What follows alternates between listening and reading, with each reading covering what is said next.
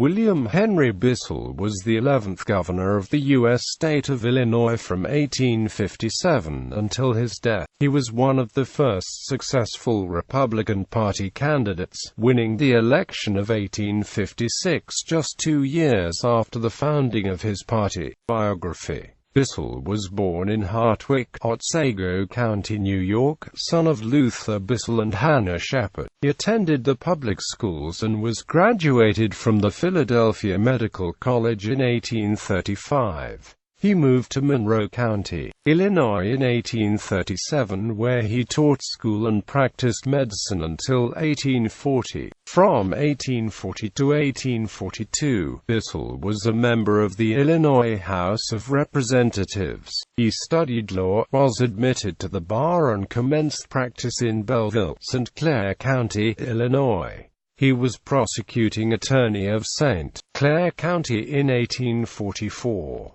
He served in the Mexican War as colonel of the 2nd Regiment, Illinois Volunteer Infantry. Bissell was elected as a Democrat to the 31st and 32nd Congresses and as an independent Democrat to the 33rd Congress. He was chairman of the Committee on Military Affairs.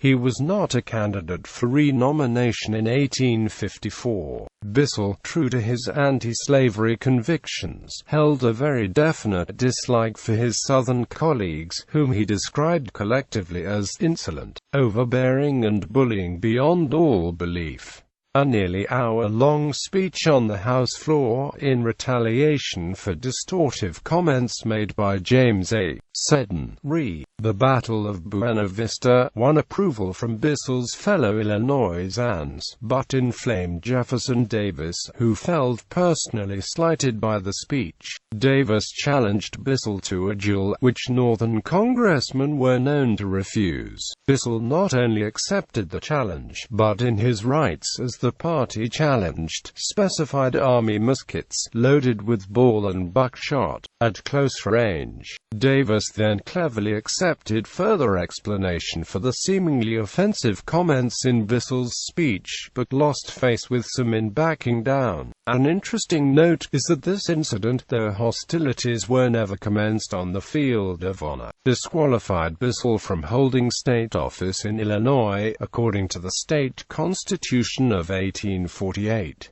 All state officials, as a part of their inauguration oath, had to swear as to never having participated in a duel, either by fighting in one, accepting a challenge or even acting as a second. Once back in Illinois, Bissell, who had broken ties with Stephen A. Douglas over the slavery extension issue, came under the wing of Lincoln and the Republicans. In the gubernatorial election of 1856, Abraham Lincoln determined that a former Democrat stood the best chance of defeating the Democratic candidate, William Alexander Richardson of Quincy, who was a subordinate of Douglas's. Bissell, by the mid-1850s, was partially paralyzed, able to walk only with use of a cane and the aid of a friendly arm. He was nominated unopposed on May 29, 1856, at Bloomington. The Democrats made good work of the dual issue throughout the campaign and even after the election, which Bissell carried by 4,787 votes in a three-candidate field.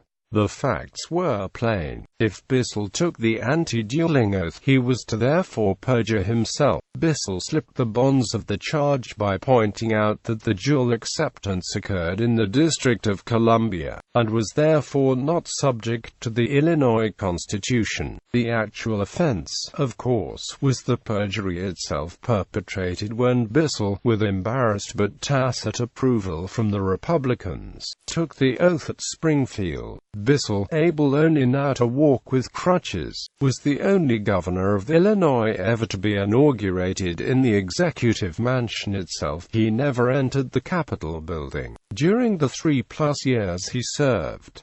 All official business was transacted from the second floor of the Executive Mansion. Bissell served as governor of Illinois from January 12, 1857, until his death. He died at the Illinois Executive Mansion in Springfield and was interred in Oak Ridge Cemetery. He was the first Illinois governor to die in office. Bissell was married to Elizabeth Kane, daughter of former Illinois governor and United States Senator Elias Kane.